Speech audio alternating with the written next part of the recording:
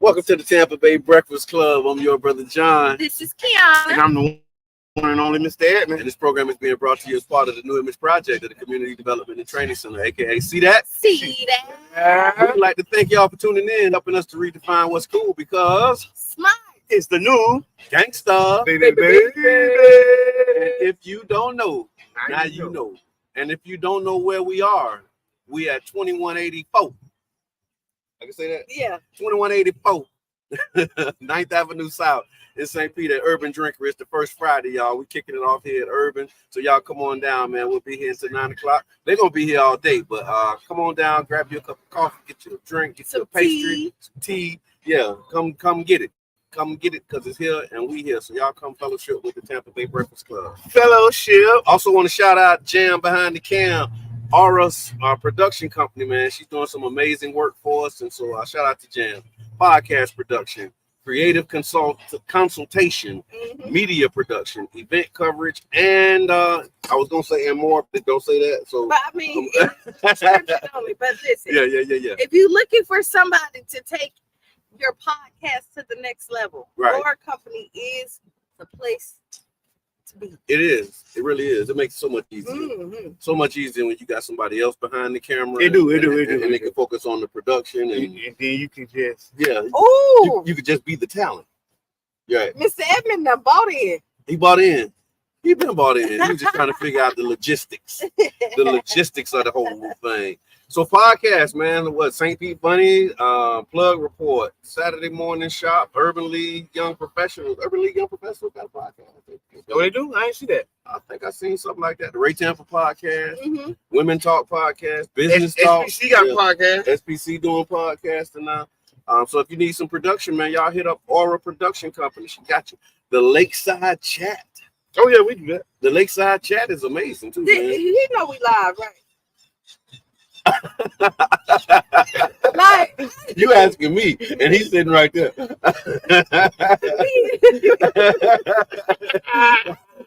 sure that You know he's sitting right there, right? I do. You know he can hear you, right? I know he can. I went to wardrobe this morning. They ain't Wardrobe ain't right, man. I'm gonna protest this mess, man. Yeah. He uses the camera. Right. And we're live. Yeah. Oh, he used the camera for the mirror. That's why I'm That's like, what he that was. knows we're live, Yeah. but hey. Yeah, that's how you do it, though. When you know, Mr. Edmond, so the one and only. He's the one and only, right? Yes. Oh, so he's using the Yeah. broadcast. Yeah. Look. Do I need to sit up in my chair to the side? But no, big shouts out to all the podcasts in the local area. It's going real good for It the really community. is. We got a vibrant community with all these podcasts. Right. Yeah. No, that's what's up. And then look, I'm gonna get into this one. So because it's interesting that we're talking about podcasts. The today in history. Okay. All right. The first podcast ever was made? No. Okay. But in a landmark decision in May 3rd, 1948, the Supreme Court issued a verdict against Paramount Pictures, concluding that a long-standing antitrust lawsuit against Paramount Pictures and 7 other Hollywood studios, which basically was the case that was supposed to allegedly break up the monopoly that they had on media. But the decision that they made, They control more media than ever. pretty much the studio protested, they appealed, got some of their concessions, and the government bent, to their concessions. So then they went back and reappealed the terms and the conditions, and it basically resulted in A monopoly. them halting the reach of the studios. And it was 7 companies. It was like 7 key companies. But the thing that get us in trouble, or get me in trouble, particularly when you say it, is those 7 companies were owned and founded by Jewish people. And so that gives that narrative. When people say the Jews control Hollywood, it's because when you look at this lawsuit and they were saying who controls Hollywood and we got to stop all of this control, it was a monopoly by Jewish owners. Not that they all collaborated and conspired or whatever the, Dr. Evil you thinking, but how can I say it? I'm just gonna say it. it's not a coincidence that 7 of these major corporations were owned by members of that community. And shout out to them for that. Right. You know what I'm saying? Because it was a power move. It's absolutely a power move, and they still control like a lot of. You stop me from saying that. Yeah, they still. How did they? Because they got a way that they like for you to say it. They don't want you to say that they control it. They want you to say they dominate it. Yeah, that I can't even find it in here. It's so crazy. The control of Hollywood by Jewish executives, including figures like Adolf Zukor, Louis Mayer, Harry Cohen, fueled charges of anti-Semitism that persist to this day.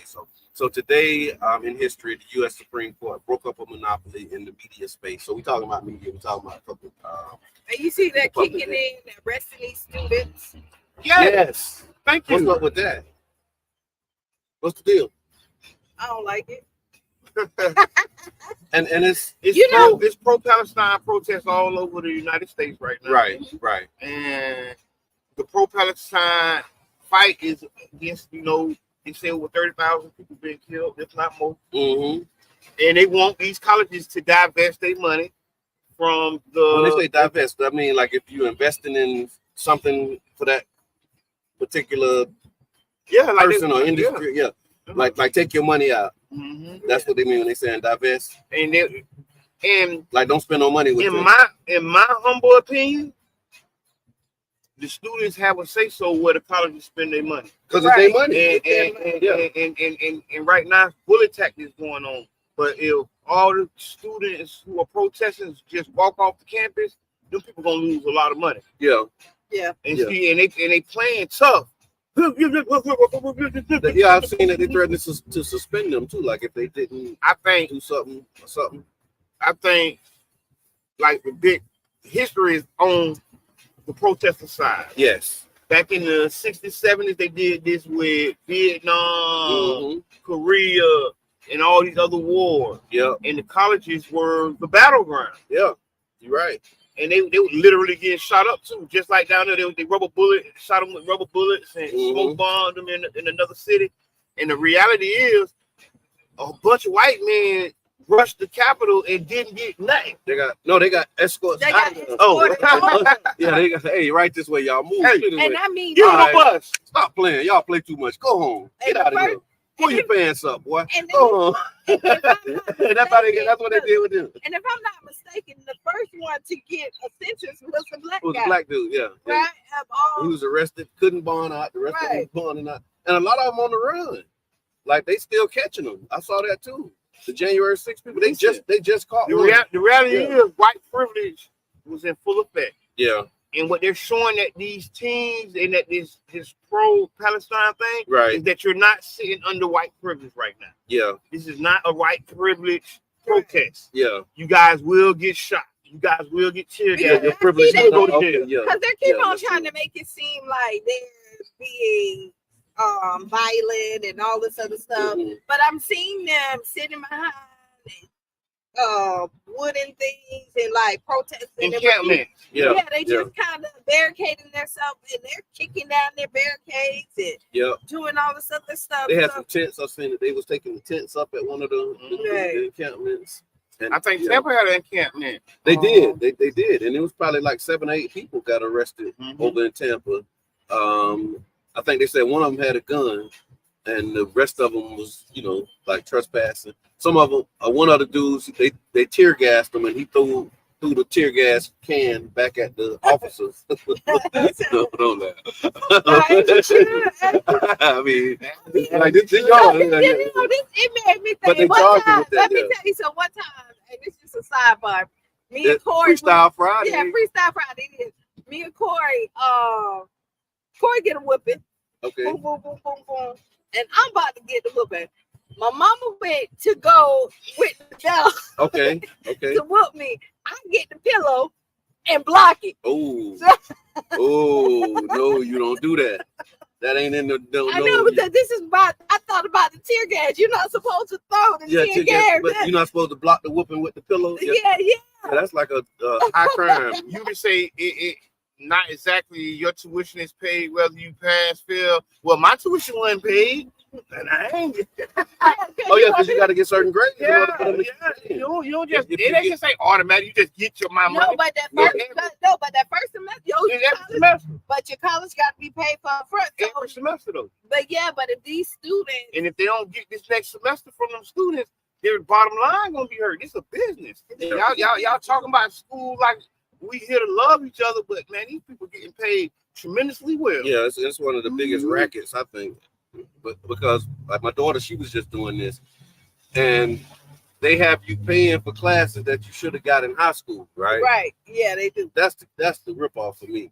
You know what I'm saying? So They'll test you and see where you at, and then start you with You're on and then you won't start off with Comp 1, which is your college class. Right. You will go into a different type of reading high school class. Yeah. What I liked about college when I went is that they gave me some extra money. Okay. At the end of my That was financial aid. One of the takeaways. Yeah, I owe them people right now. So they ain't give it to you. I ain't paid them yet, so they did. I mean, oh man, look, they ain't paid them yet, so technically they did. So what you think about Biden trying to use the paying of school loans as a way to attract, younger voters? No, but he's already. Because I mean, if that's what it is. No, that's good. But he did that. Okay. And then you benefited. You know somebody who they thought they benefited. No, I still owe. So you didn't qualify for the Biden thing. It ain't swing this low yet. The cherry, swing low, sweet cherry. Okay, good morning, Miss Teresa. It ain't swing this low. The chariot ain't been your way yet. What you got to do? Well, I mean, it's good. I think it's ways good to get on the chariot though. But people but then student loan debt killing people, not killing. No, it really is. Yeah.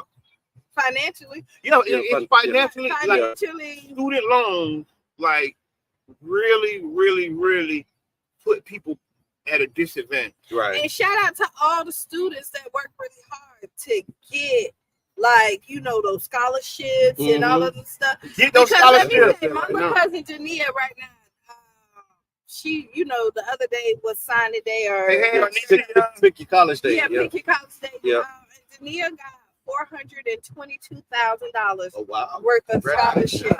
She got that. Yeah, last year. They give her the money. They're gonna break it up, but $422,000. You got to pay for college. Last year, Mackenzie, another cousin of mine, mine, she got change because how much college costs?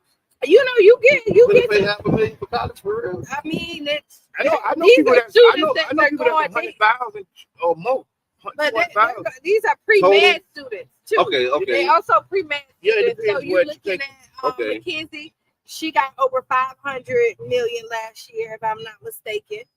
500 million? I mean 500,000. Okay. 500,000. She won the bottle. Right. I need to sign up. Powerball. I'm trying to go to school too. Right? Powerball. 500. Yeah. But you get these scholarships that pays for your tuition. Like you can really. Yeah. They don't have to worry about the broke college experience. Okay. I want to. So you get to keep the change. I don't know. I don't know how. Yeah, you don't keep change. You'll keep the change. No, every scholarship is for something. Right. Like you have a scholarship for backpacks, books. Okay. You have a scholarship maybe classes, for room and board. Then you have a scholarship that'll pay. But believe me, that if you got 422,000, it ain't going back. You ain't paying nothing really. It ain't going back. Sometimes it don't even come yet. It don't get to you. It's triggered. Yeah. These people, man, you think? Come on, man. They gonna just what y'all think this is? No, I know. What y'all think this is? It's trigger points. Yeah. So if I give you 5,000, it may only be 1,000 a semester. Mm-hmm. It don't matter, but if you in school for 4 years and you pre-med, right, and then you're going further on than just to get your regular 4-year degree, you're gonna use it. That's what it's there for. Nobody's gonna offer you the money for you not to use it. Yeah. Nobody's gonna on the radio. we are live on the radio. I said she. Don't say it again. She. You put a deal there.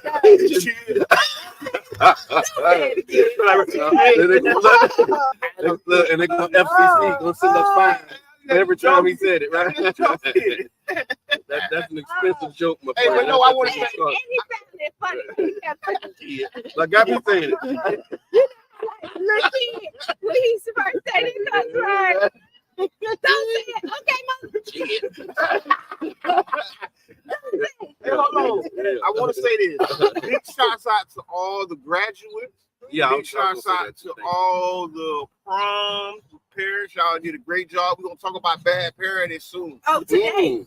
Y'all ain't right, but it's all right. Y'all ain't, but it's all right. Check this out. It said generation that seeks to remove the standard because they don't measure up. Ooh, remove the standard because they don't measure up. That's tough. That's a tough one. I don't know what. Oh, this which one? Oh, we all see, because I've been saying, I thought this was mud. I need mud. Thank you. Thank you.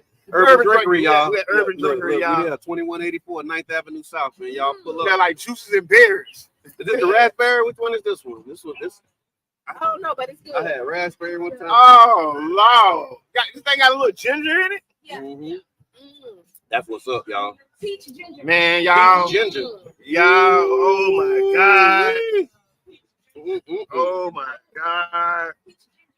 He has done it again. Freestyle Friday, y'all. He has done it again.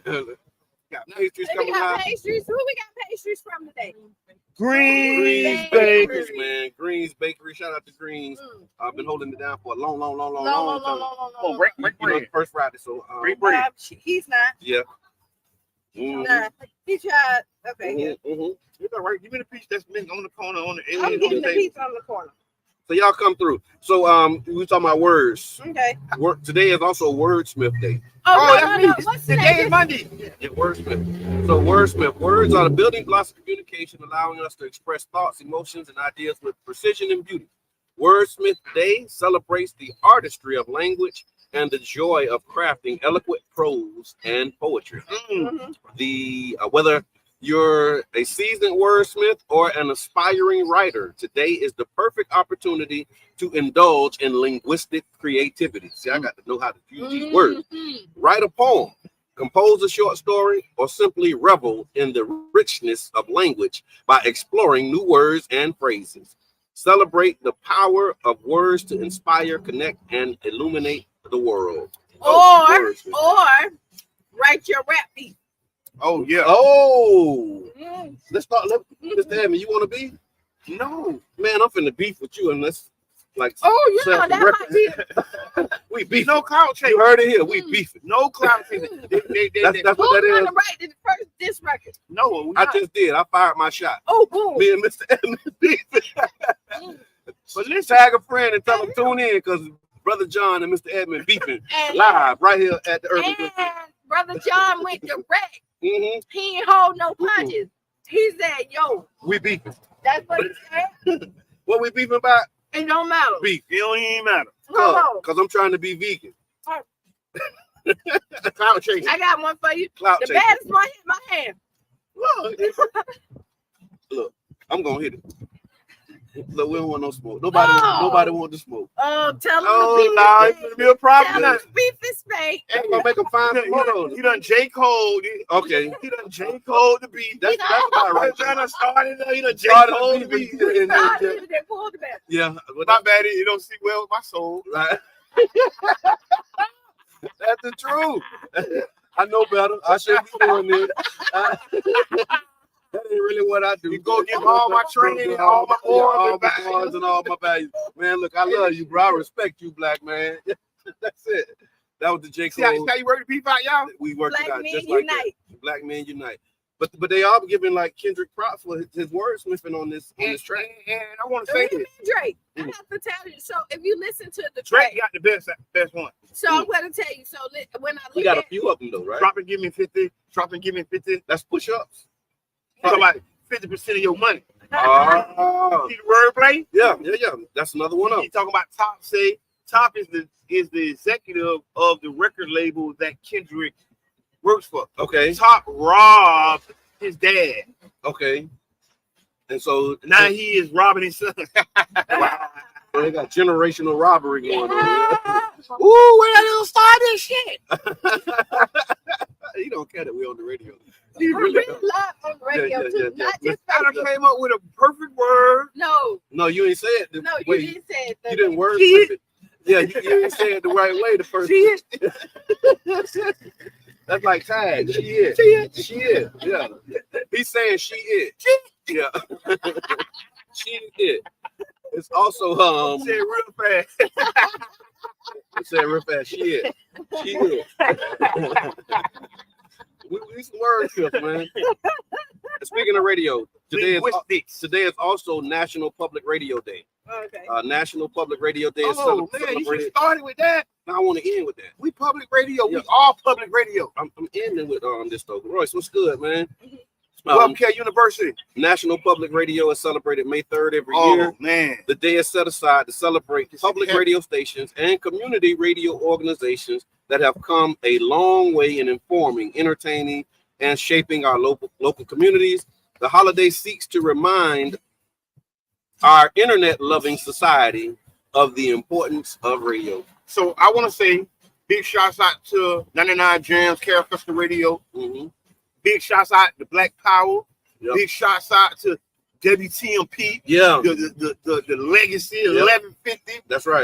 Because I grew up on radio, community radio, radio. AM 1590. Yeah, WTMP. Yeah. I mean, WRSB. WRSB. There it goes. Wake up. And we are here standing on the backs of giants. That's right. Like Sister Hughes. Yeah. Side note, we're going to do a lakeside chat with Sister Hughes. I know that. You told me. Donnie Simpson. Big shouts out to Donnie Simpson because Donnie Simpson was a radio personality before he was on a DJ.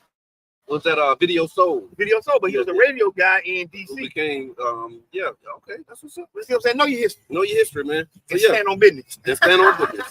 Stand on business. So that's this day in history. It's 8:05. We didn't have to stop because we're not over at the station. Mr. J gonna handle that. Yeah, he will.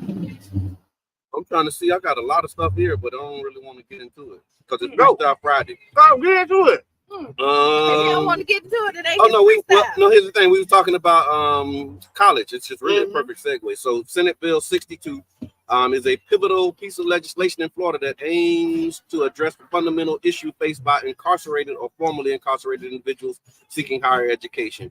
Basically, the bill aims to prevent incarcerated or formerly incarcerated individuals from losing their status, their residency status, in order to get tuition. Because that's one of the requirements. And so that now you won't be losing your residency status, so you still can get a tuition. Why you locked up? Yeah. Long story short, the bill is aiming to put education back into the prison system. I agree with it, right? But it sounds like a butt coming in. Yeah, every one step counts.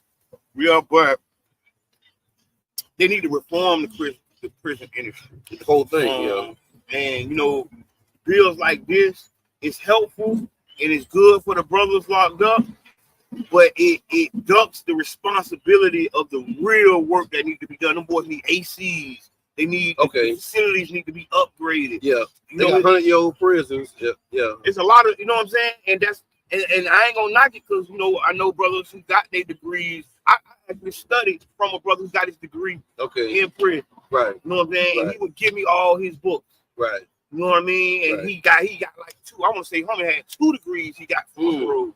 You know what I'm saying? So it's valuable. It changes the game.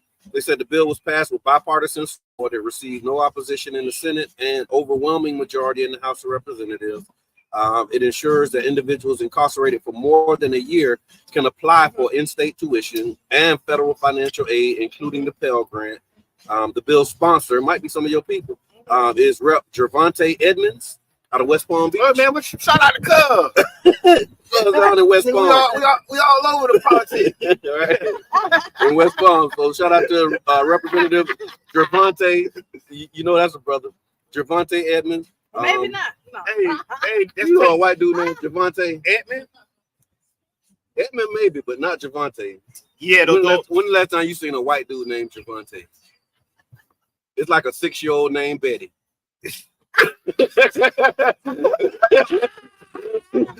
Margaret. You ain't seen no 6-year-old Betty.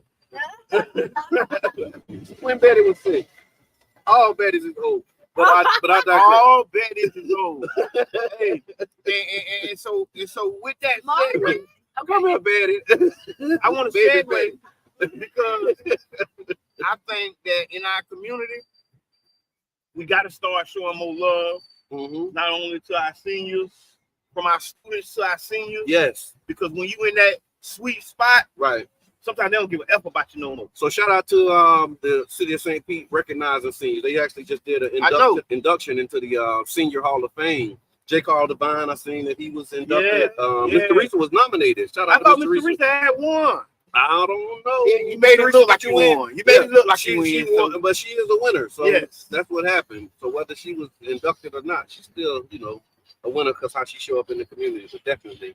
Renee Edwards, good morning. Renee said, get ready for Renee Edwards on Lakeside Chat. Yep, she coming. Look, I've been pushing this. Yeah, she coming. She coming. Behind closed doors. She coming. I've been pushing this. Yep, hey, she coming. Hey, she is coming. Hey. Kenyatta Rucker was also recognized yesterday. Man, big shots Sunshine out. Ambassador, man. Yeah, big shots out to Rucker, man. Y'all whole family, man. We salute y'all, what y'all doing for the community, what y'all doing. Yep. You know what y'all doing business-wise. Major salute. Keep it up, keep it up, keep it up. That's right. I see my wife is on. Hey, sweetie. She watching. Hey, Sister Muhammad. And she tagged my daughter. Wake up. My girls want to do chats. Well, my one daughter want to do it. And she trying to get others to do the chat. Can we get her to do one? Can your children do one with both? It was my wife did one. But are you sure it wasn't your daughter or we recorded it and we ain't show it? Don't think about it, dog. I remember. We got something that it was young. It was the young. Oh, my daughter was there. Thank you. But she was there. I know I ain't. Yeah, no, you're right. I'm the producer. Because she saw that picture and she died laughing. I'm the producer. When she saw it, because it was so like she wasn't on camera. Yeah, she was on camera. But here's the thing: it was like 6 or 7 years ago, and she's 27. So you know them 7 years to a 27-year-old. That's 30 like in them 7 years, that's like 30 yeah. So when she looked at that picture, she was like, "Oh my god!" I ain't gonna lie to you. The Lakeside Chat was instrumental in us doing a lot of what we're doing. I want to give the Lakeside Chat its proper place in city history. It has been, we started maybe 7-8 years ago. 16, 17. Yep. And we were talking and we say, hey man, we need to record some of these talks. Because the idea was like when you look at two black men sitting in the park, we don't know what like you wonder what they talking about over there.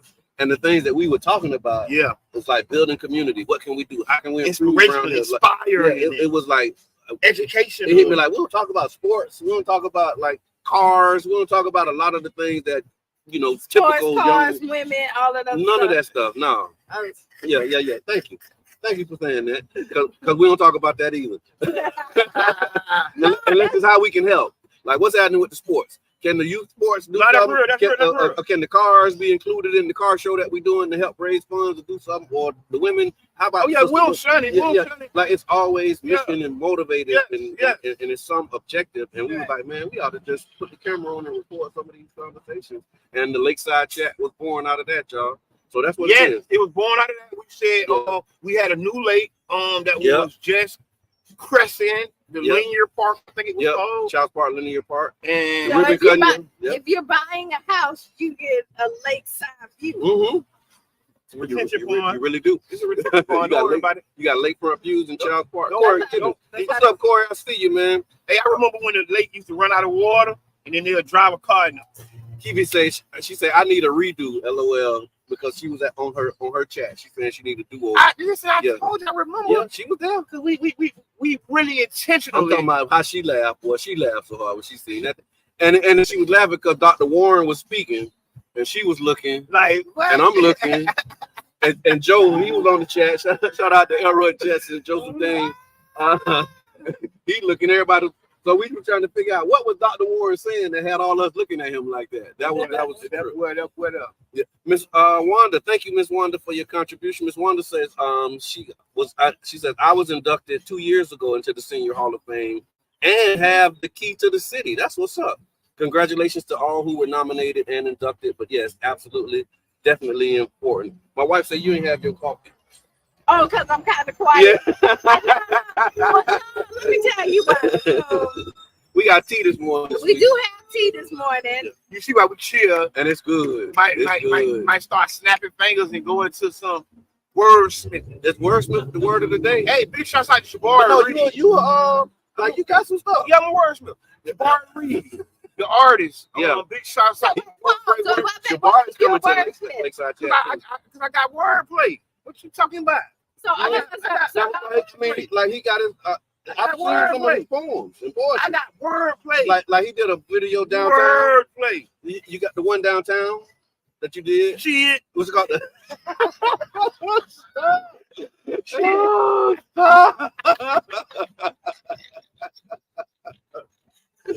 I'm finna go. I'm just go back up. Thank y'all for tuning in. It's been real. But the jury, that's what it's called. It's called the jury. You got a piece called the jury, and it's fire. And then the one you did at Pastor Murphy Church, Mount Zion. Then you do a couple pieces, man. So I discovered this in my later years of my life. I probably always wanted to do it as a kid and never got it off. And then when I was grown, I took a shot at it. Writing poetry, wordsmith. Yeah. Hey, big shouts out to my son. My son, he just got awarded for some of his poetry. Oh, I love that. Yeah. That boy. He got the buzz. That man next up. Yeah. You read it and like, ain't no fifth grader wrote this. Oh wow. It's like that. Like, what, ladies? What is you talking about? What? Yeah. I was trying to talk to him about these poems. What? I'm getting called in. Well, you all right? I'm getting called in to have conversations about your poetry. What? Everything okay? You didn't experience none of that. What are you talking about? Who broke your heart? Right. That's what he said, Michael Jackson. Who broke his heart? Yeah, they say the same thing about Rod Wave. They were saying that about Michael Jackson because he was so young and how he sung the topics of his singing. Hey, he was saying, she blew her heart, but she ain't got her food truck. That's Amina's food truck. Amina's. Hey, but listen, Michael Jackson's heart was broken because he see what Joe Jackson was going through. Okay, so he was just channeling his father. His daddy pain. Yeah, but they couldn't believe it. Talked about it. Let's get to the bad parenting. Okay, hold on. I'll get this and then we can. Don't you dare. Stay right there. Because this is important. Miss Wanda said, I'm recruiting youth for storytelling. Meet me at the factory at 4 p.m. in the library every second Saturday of the month. So the second Saturday of the month at 4 o'clock, she's recruiting youth for storytelling, and that's important. Yeah. Being able to tell your story is huge, man. I'm glad you said that, Miss Wanda, because that was another thing that helped me kind of come out my shell. Okay. Because we all grew up in our shells. Right. You know what I'm saying? I ain't come out my shell until I was grown. Yeah. And one part was storytelling, story itself. Right. Doing the advocacy and the organizing. Yeah. Learning the power of your story. Then learning how to use your story in the advocacy and the organizing world. Right. Because who you are is just so important. Wow. And now that you say that, you got me reflecting on that. I think I learned that in the nation. Just telling your story and the power of your story. Because a lot of people, they be ashamed. Like they don't want to tell their story. And your story be so powerful. Yeah. Usually when you feel ashamed, it'll be inspiring and motivating to others. It's the vulnerability that people don't like to show because you're embarrassed about the things that you go through. Or what you've been through. Yeah. What you've been through. But what happens is when you are transparent about your pain and your trauma, you'll realize more people can relate. That's true. And because they don't have the courage to come out there, they're rooting for you to overcome the problems. Hey, have you ever heard somebody telling their story and you like, damn, that's too much information? Yeah. I'm trying to think and be honest. Yeah, you have. It's been a while since I've been like that. But it is. Like, we talk about it on Facebook. Because some stuff don't deserve to be on Facebook. But Facebook is an avenue to tell your story. Right. Yeah. That was one of the missions of it. Okay. Well, here's your profile. What's on your mind? Who are you? Yeah. What's your story? And that's a big question too. What's on your mind? Oh yeah, I ain't gonna lie. I was inspired that whole session because and I tell people this, I was like an immigrant to the professional world. Okay. I came from the streets. Right. And so I kind of immigrated.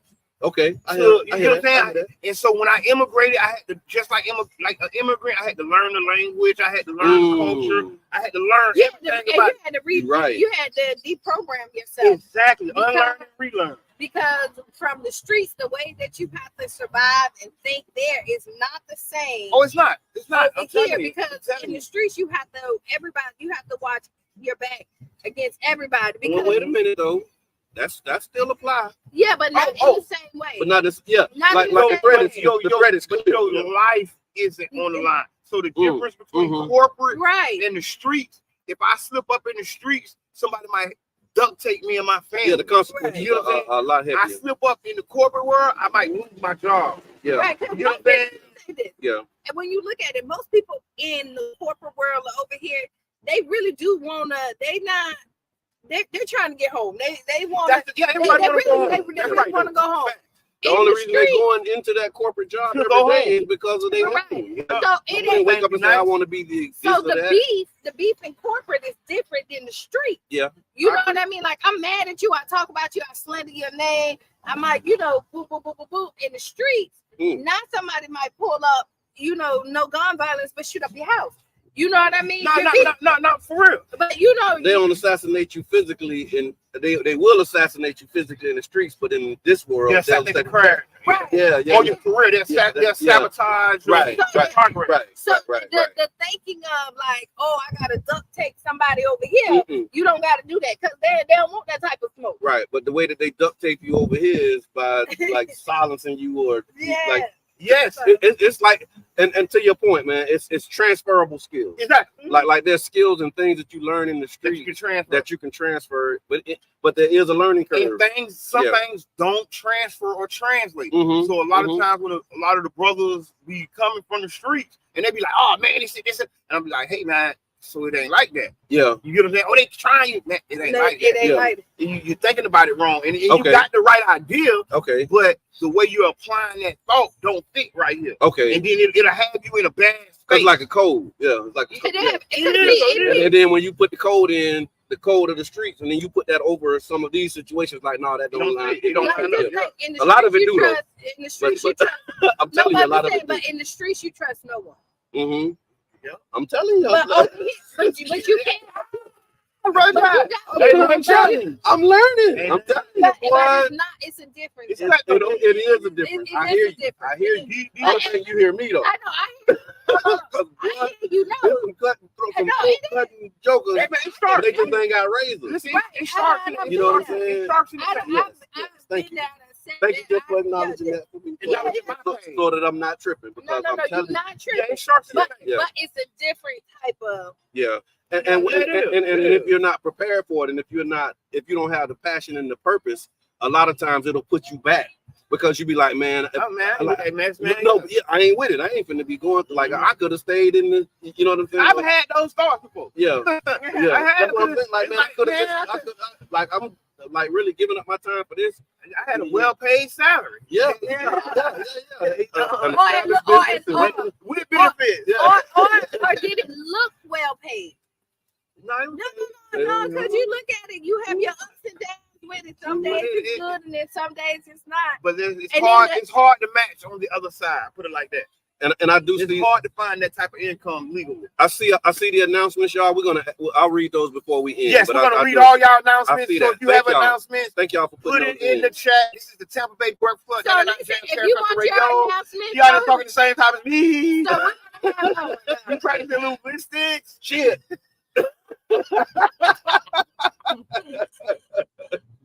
Shit. Go ahead. Go. Nothing. Sip your coffee. Sip your tea. Oh, no. Sip your tea and let the people know that you're listening to the Tampa Bay Breakfast Club on 99 Gems, man. And it is community radio.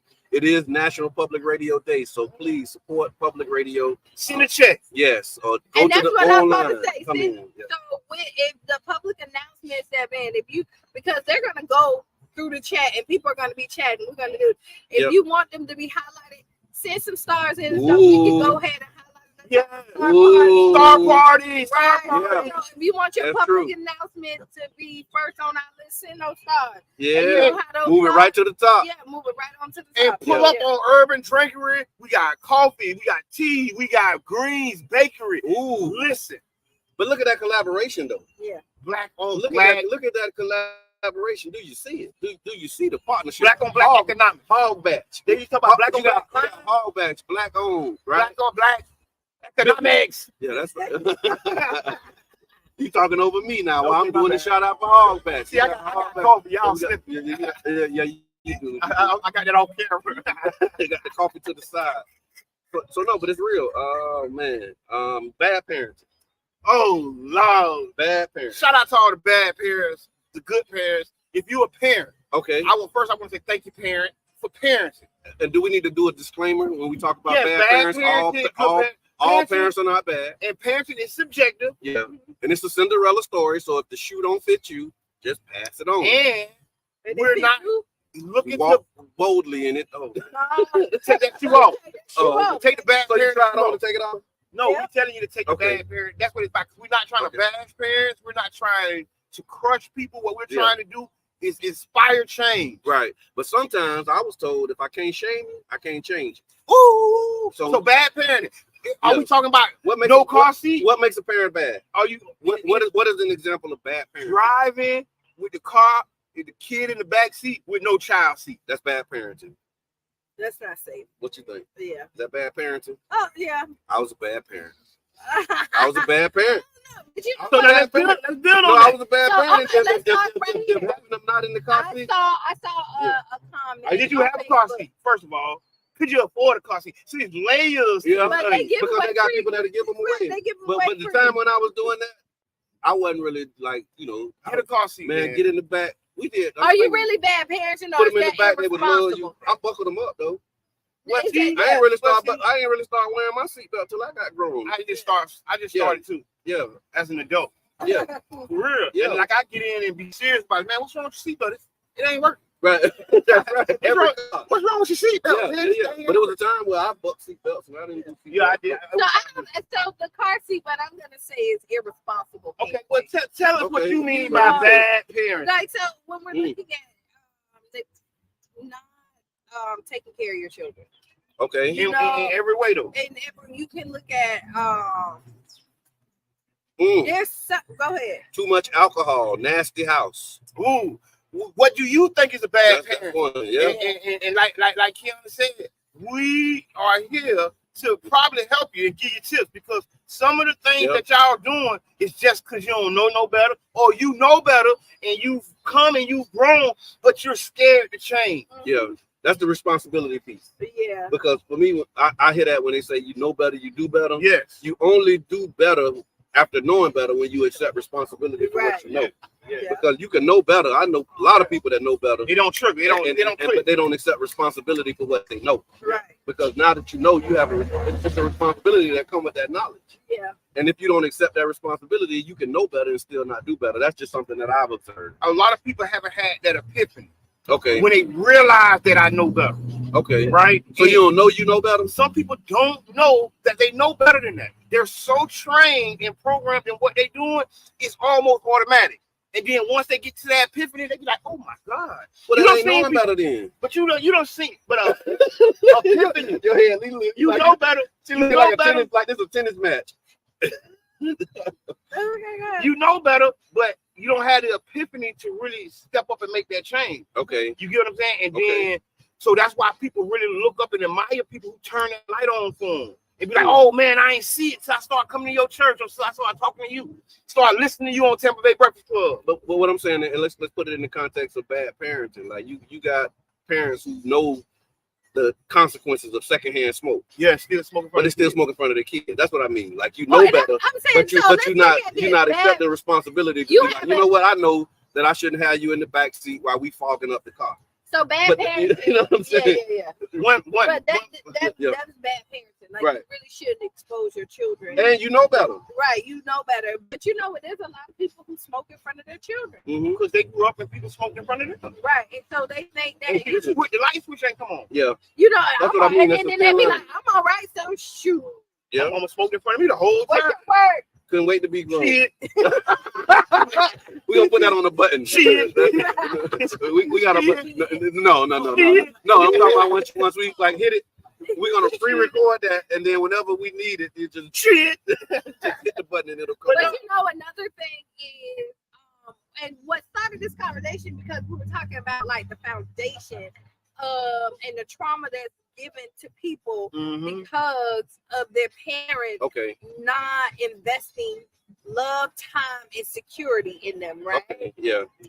When you're looking at this, when you take something so precious and already take them of a world and make their outlook so negative because you didn't give them any beauty. When I'm looking at it, you know, parents will plant seeds and tell them like you ain't shit. Right. That part. You know what I mean? And that's bad parenting. You know, when you look at it, you have parents who have children where their children are raising their children. You have an infant and you leave another 4-year-old responsible.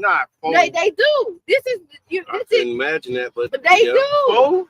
They weren't that young, but when we during COVID, when we were doing COVID, we were doing the love lunches at the foundation, and so we canvassing. Me and Antonio Brown, we went out canvassing the neighborhood. We call it Demo. I don't know what they call it now. Demo. We were canvassing in Demo, and we knocked on the door, and it was children watching children. Now they wasn't 4; it may have been like a 10-year-old that was watching a 6-year-old who was watching a 4-year-old. But it was 3 children in the house with no adult because it's COVID. It's like I think a Wednesday or Thursday. And the parents got to go to work, and like how you navigate that. So, so is that bad parenting? So the 10-year-old is a little bit more responsible, right? Yeah. But the burden shouldn't be on your 10-year-old. They riding with you this morning. My wife said, "Let Q talk." I ain't said nothing. It wasn't you this time. It was me. It was me. I'm sorry. Go ahead, Q. Don't you got to say? No, but you know, when you're looking at it, it's just the foundation. You just look at. I see a lot of great people that. Go ahead, say it. Taking your kids to go fight. Taking your kids to go fight. I'm gonna talk about this. So I ain't gonna necessarily say that's bad parenting. I'm gonna talk about this. Go ahead. Cause you know you shouldn't be taking your kids to go fight nobody else's kids, and that starts a conflict. Now you got a family feud, right? The Hatfields and the McCoys. You got to learn from history. These people fought for centuries. So you teach your children not to. Because of one bad parent ran into another bad parent. Taking your children to go fight. Okay, I don't know if you should take them to go fight. You can show them how to fight.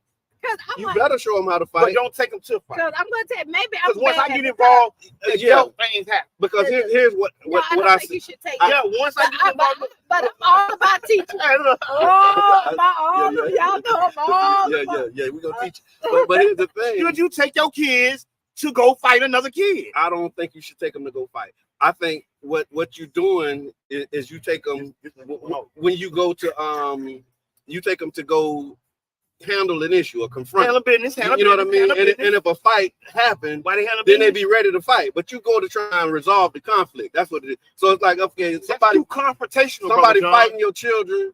Your children come home saying this person picking on me. Go get them. You ain't taking them to go fight. You taking them to go like see what's the root of the problem, what's the conflict, and then if they end up fighting.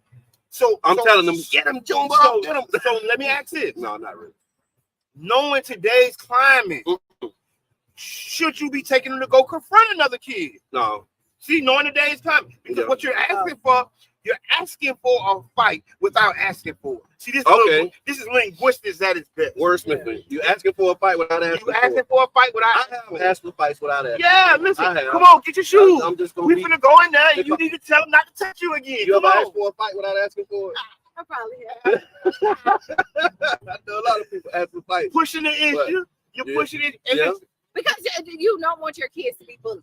Exactly. Come on, talk about it. You don't want your kids to be bullied. Especially if you were bullied in the past. But don't bully your kids. That's bad parenting. Yeah, bullying your kids is bad. Bullying because you got parents who bully their kids. Yes. You know what I'm saying? You gotta finish what you're saying. Thank you.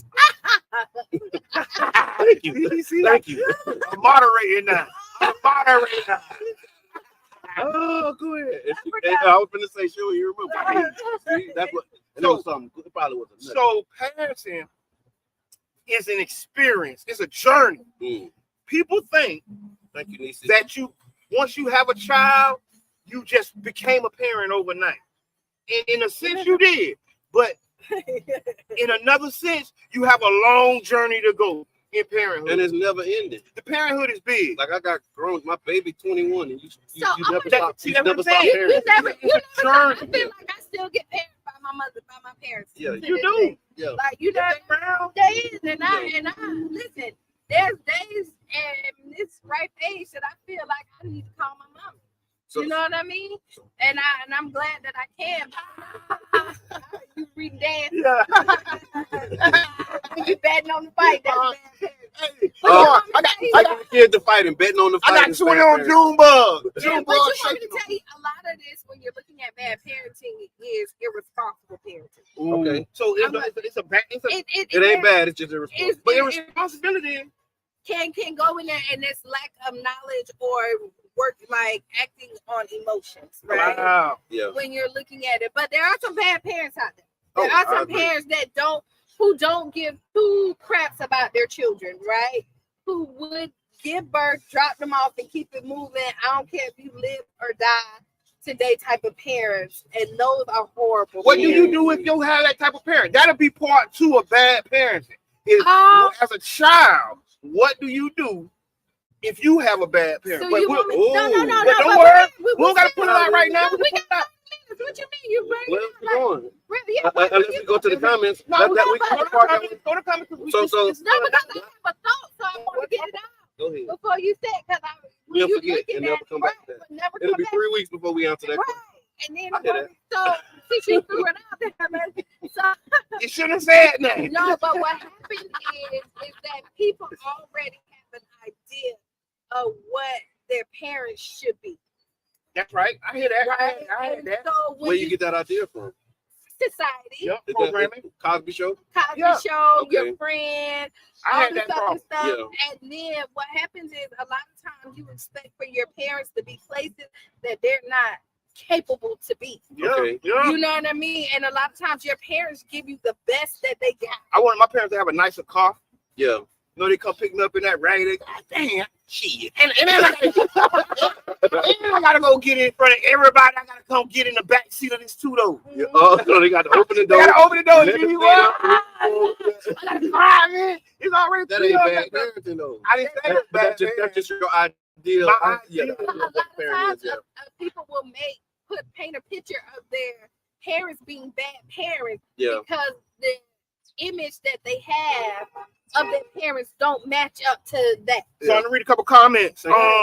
Margaret, Coach G.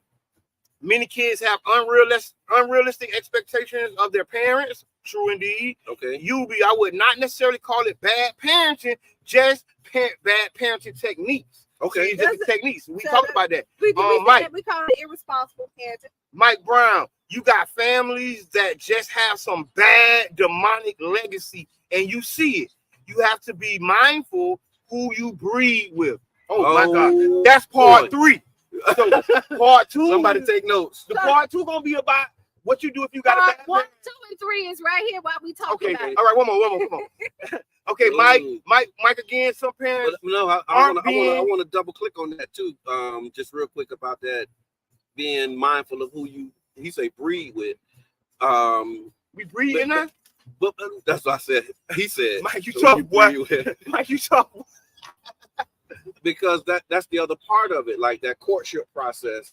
Like if we start talking about solutions and ways that we can get out of these, long-term generational things, then I think picking a partner is something that absolutely has to be taught. How to pick a partner? How do you interview a candidate for marriage? And like those are conversations that I don't think we talk about as a like you cute, you look good, you like me, I like you. That's what your family's supposed to see. Yeah. So that go back to what he's saying about the legacy. Mm-hmm. That's what you learn inside of your family. But see, some of your family can't give you stuff that they don't have. But that's what I'm saying. Right? So when you're looking at it, and then when you break away from what your family is known for, the tradition or the the legacy. tradition of it, then they sometimes don't want to see you be better. They want to pull you back in this rat race. They want to pull you back into the trauma.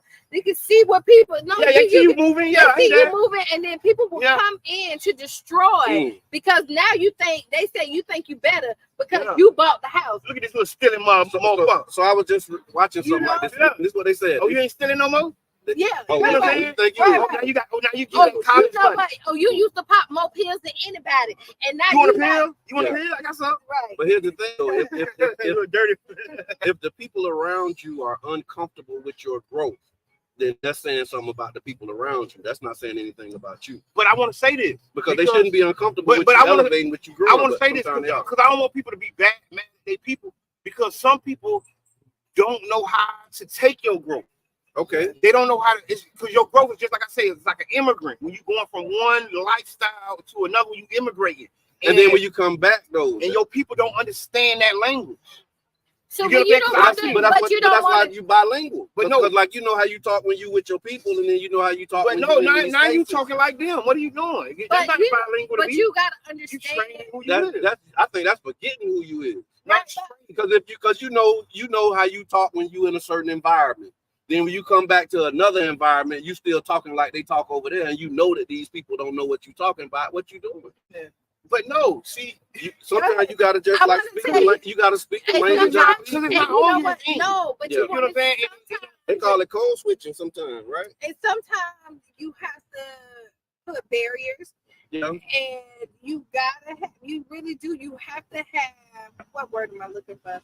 Throw it out there. Boundaries? Yeah, there we go. Boundaries for some people because when you create the life that you want, don't let nobody disrupt or change it and pull you back. I don't care who it is. Or not. Yeah. I don't care who it is. You can love people from a distance because if they're not willing to walk with you on your journey to where you need to go, then sometimes that journey ain't made for them to walk with you. And I don't care who it is. And then once when you realize that they are stuck in that place, you meet them where they at, but don't bring them to where you're going. I hear that. Don't take them cheering the fight. Kiwi said not making sure they are properly groomed before going out and about.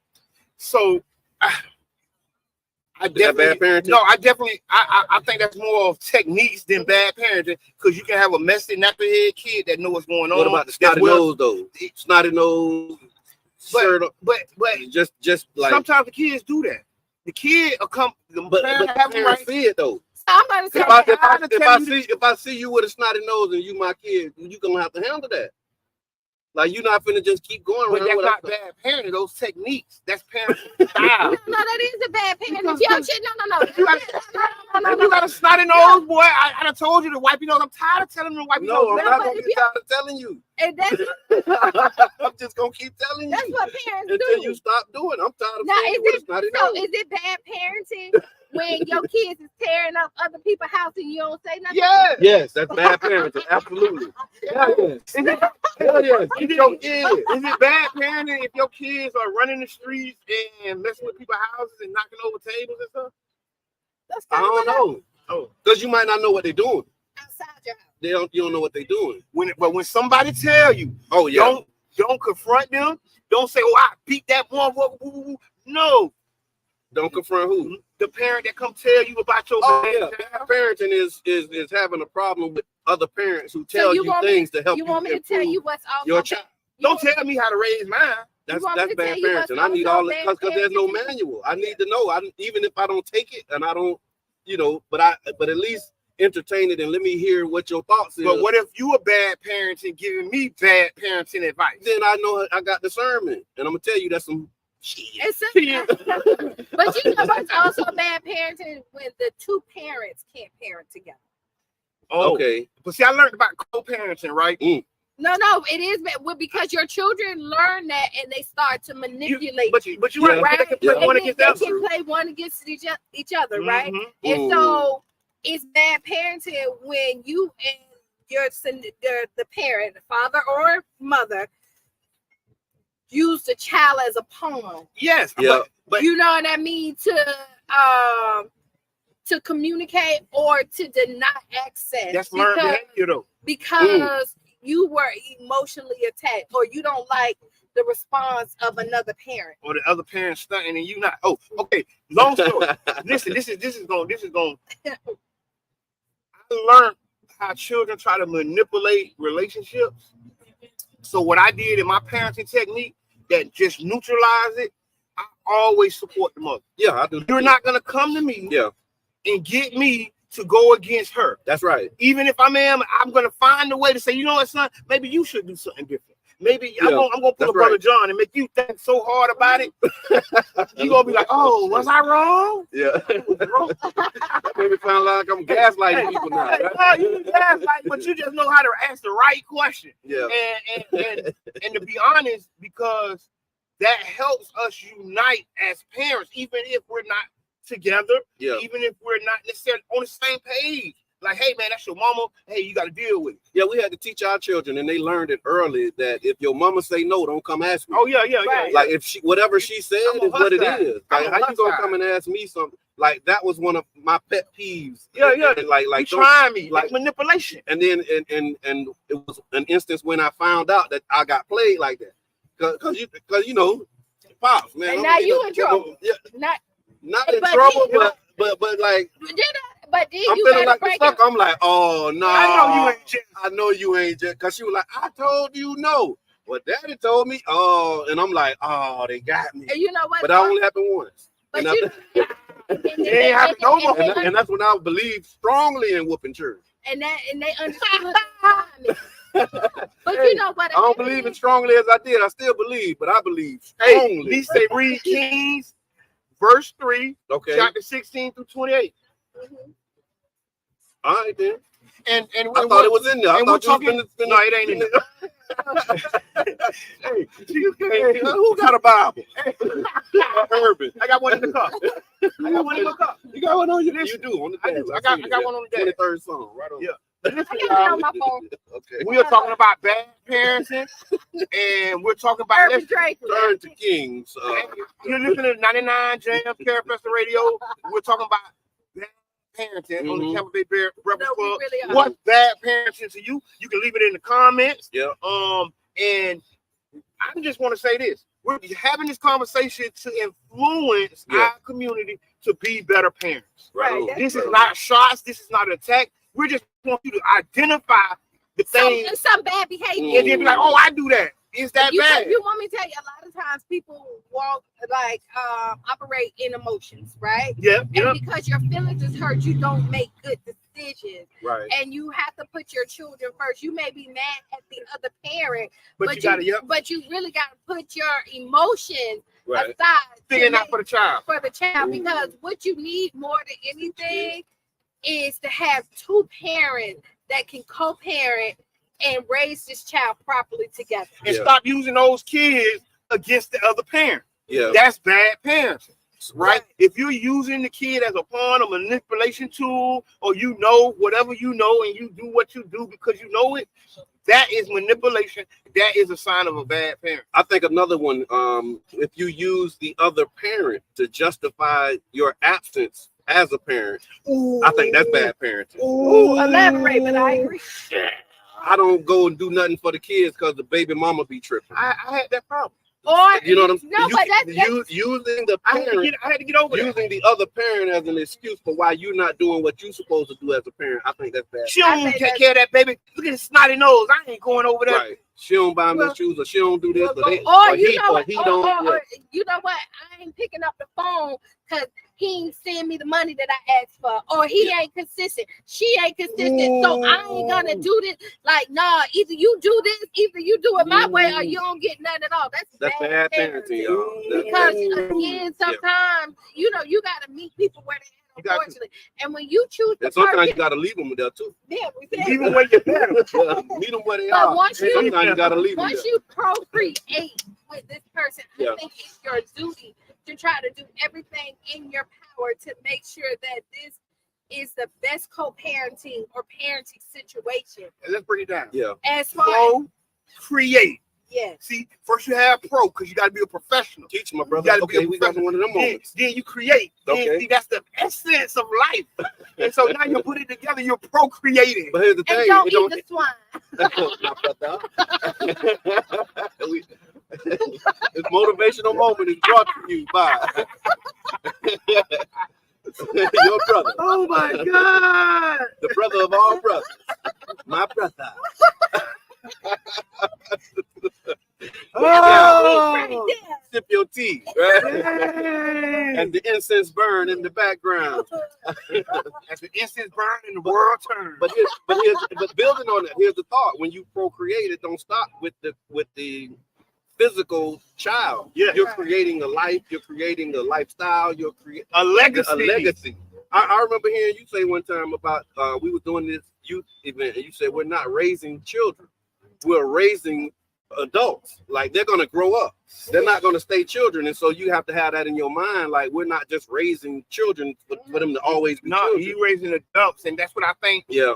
And the reason I said that because I thought that's good parenting. Yeah, brother. Yeah. Growing up, I felt that we missed the mission.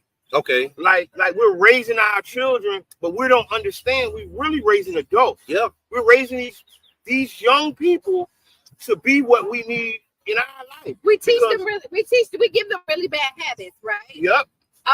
And then they come back and do it to you. See, we ain't start talking about the bad children that come back and put it back on the parents. So just like when you're with bad parenting right here and you don't even realize it because you think that it doesn't impact you on a regular day. If you running late and then you tell your kids when they tell them you had a doctor's appointment. You know what I mean? Tell them something. You tell somebody else a little small lie. So okay. And now you're teaching your children how to lie to get out of situations. That's bad. And then when they start to lie to you on the stand, show them how to do it. You showed them how to do it, but then when they do it to you, now they in trouble. Yeah. But you lied to me. But then you told me to lie to grandma yesterday. Look, so that I wouldn't get in trouble. You don't understand. So you and my wife on the same page this morning because she like Kiana, she like let Q talk. Q ain't had her coffee. So watch this. Watch what she said. A lot of parents put their children in grown situations, have the 12 taking care of the 6-year-old while they hanging out. Then when the 12-year-old get out of pocket, the parent want to say, you think you're grown. Hell, the child had to be grown watching their other children grown up. So they think they're grown because you put them in a grown folks situation. And then you get why mad. your children think they grown? That's why. And then Right, they cooking the food. They doing all the things. They holding the baby. Yeah. Well, they gotta wake up. You gotta wake up the children, do all this other stuff, and then when they step in that role, yeah. Now you looking at them crazy, but you put them in that role. And I want to say this. All right. Ooh, and we got a production. And this is because I don't want to minimize somebody's struggle because sometimes the parents need that 10-year-old to watch that 6-year-old. Yeah. And they need that 10-year-old to know how to cook them eggs and fry them grits so we can eat and everything ain't on me. So I don't want to minimize their struggle. I heard that. Because all that ain't bad parents. No, some of that are life lessons that you need. But the thing is, it shouldn't be slowly put on that child. So need to be put in context. Right, it does. Like you're doing this, but there still need to be some guidance there where it's not strictly. So there's a difference from them doing it because you're working and you're coming in like you're filling in the gap, other than them taking on the responsibility because you don't want to get up because you hung out the night before. Yeah. You know what I mean? Like they gotta watch the kids because you decided that you're partying all night every weekend. Yeah. Or the kids missing school because you partying every weekend and then it's not like everybody in the house oversleeping. You know, you got something? Mike said one night stand babies. Club Atlanta met at the club babies. Wow. There was no courting. There was no process. Yeah, no conversation and no responsibility. If you met them on the first night and you ended up with a baby. So were you procreating or were you just creating? If you created something, feeling an urge and the consequence Lust of that. Creating. Yeah. You took the pro off. Yeah, but then you think about the opportunity in that. That's the other part of it because that child may grow up to be, I mean, how many? We don't know the one night stand babies that grew up to be great figures or doctors or lawyers. Like it's Yeah. you know what I mean. So sometimes those situations and circumstances around how you were born can shape how you show up, and it might make you a great individual. You know what? We need that data. So at the hospital, not always, but after the baby born, they need to have a questionnaire. You know, have to like you leave a job, they got an exit questionnaire. Okay. How did you meet? Nobody got to answer before you go on a date. They gotta be like, no, I'm talking about after you had a baby. Yeah, they gotta ask you. Oh, we're gonna charge you $500 extra. To do what? They gonna be if you don't do the exit survey after you have your baby. Tell us where you met. Was it a one night stand? Y'all in a relationship? Why did they? Did you make them wait? They'll be like, what is this?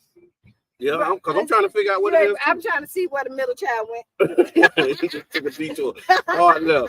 All right, so we got about 7 minutes left. Yeah. I'm trying to tie it in with him, but I'm trying to go back and find some of these comments. Yeah, go all the way to the top, brother John, because they've been talking it. Because I know, well, I'm thinking Corey, he had an announcement about the Sickle Cell Foundation in here. So yeah, right here. You see it? But all jokes aside, hey, Miss Wanda, really, Sickle Cell Disease Association Forum happening this Saturday at the Foundation for Healthy St. Pete. So the link, Corey Givens put the link in there. Thank you so much, Corey. I just liked it. We got another one. Mine stopped showing up. Mike says, dang, he's a labor and delivery nurse that was fired for advocating for my patients at the local hospital in St. Pete. I was fired for whistleblowing. Hey, man, it's laws, Mike. Yeah. You can't be fired for whistleblowing. So they owe you some money. Call me. I can connect you with an attorney. So I'm going to tell you what. So this kind of gets in because actually she want to come in and talk about this, right? Okay. Everybody had problems in there, and she ended up. Is this Black Maternal Health? Yeah, she's a nurse. Okay. Yeah. So, and in the conversation, she's speaking up for the rest of the people, right? Yeah. And this is what when you realize in life, and this is crazy. Do you be the one that put your neck out where your neck get chopped? Mm-hmm. Or do you just go on with what everybody else is, with the system? Right. Because usually the one who they boost up to complain is the one that get let go, and everybody else is still complaining in the background but getting their paycheck. We got to figure out a way where this is done, where you don't lose your job. Effective whistleblowing takes a collective effort, because if your whole department walk out, they're gonna look at the problem different. But if it's just you and everybody else is getting along, they're gonna fire you. I've been in these situations. Yep. I've gotten the axe because of this, but I've also been in situations where we banded together, and it was kind of like a stalemate. Yeah. They had to figure it out. It took a year or two. I remember. Yeah, it was a stalemate though, and they got rid of us all. But eventually. So announcements. The Deuces First Friday, Super Dave and Friends, Fish Fry. Hey, on the Deuces Corner. That's 9th Avenue South, 22nd Street, 6 p.m. to 10 p.m. Tomorrow, we have right here on the Deuces, the Chalk Festival, Miss Debbie Yachty Garrett. The Chalk Festival will be on 22nd from here to there. Tomorrow, bring the children. Next Saturday, the second Saturday Art Walk in St. Pete. Jugs Old Time Tradition Art Gallery. Right here behind. Right across the street over here, y'all. Y'all pull up. And that time is from 5 to 9. Y'all make sure that y'all here. And it was something else. I do. I got it. Why they going? I got it. Also tomorrow for all homeowners. Yes. All homeowners. Neighborhood Home Solutions is having a housing counseling services for free. Yeah. You will receive a $50 gift card for all homeowners in attendance. Okay. That's $25 an hour that you getting to sit there from 10 to 12. Tell them the Tampa Bay Breakfast Club sent you. The one and only Mr. Edmond. And that's tomorrow, 10 a.m. At 1600 MLK Street at 10 a.m. And tell them the one and only Mr. Edmond sent you. You're going to get a $50 gift card. I hear that. All right, final thoughts. That was your final thought? Oh, that was good. Okay, final thoughts. Aura. This look good. Aurora. Aurora. I'm thinking like Aurora. the Toyota Aurora. No. Aurora. Don't do that, Aurora. man. We got to get it right. Okay, yes. Don't confuse the people. So first I want to say thank y'all so much for the community work. We got some more things coming up. We got some stuff in the plans. If you want to be active in the community, you want to get involved, reach out to the Tampa Bay Breakfast Club. We're going to be doing some community events, some economic conference events, some health events, some housing events. So get with us and see y'all next week. Yeah, riding that wave. We also going to be talking about some electoral stuff, man. Y'all know it's an election year, and a lot of conversations have been around the national election with Trump and Biden. But you got to really just start to go down that ballot. And so we want to start to inform you, really putting out what's on the ballot, who's on the ballot, because there's amendments on the ballot. There's senators, there's state senators, there's multiple city council seats that are up. County commission is actually up, I think, this year as well. So it's a lot to learn around this electoral politics, man. So y'all get in the game and y'all stay tapped in. That's how we started, and that's what we're going to be moving into in the summer. Beef change, you want to be a C? Why you like that? Like it don't matter. No, I'm disagreeing. I shoot my first You before like, you change, you want to be? No. you know I'm sensitive. Listen, and look, write down those 5 things, right? That make you smile, giggle, feel good. I think this was a great conversation. It's another conversation that we're gonna keep on having. We ain't done it yet. We almost done. Almost done. So All right. if you're listening on radio, stay tuned. Oh, that's right. For Sister Hugh, lose your shoes. Shout out around the house. Yeah. And this has been the Tampa Bay Breakfast Club. Live on first Fridays at Urban Drinkery. Aurora Borealis. Man, stop. Stop. And I'm your brother John. This is Kiana. And I'm the one and only Mr. Ed, man. We out. Repping Gibbs, y'all see it. Y'all see it. Champions, the state champions, world champions. Oh, you can go there. Mike Brown said, I'm a woman. Yep.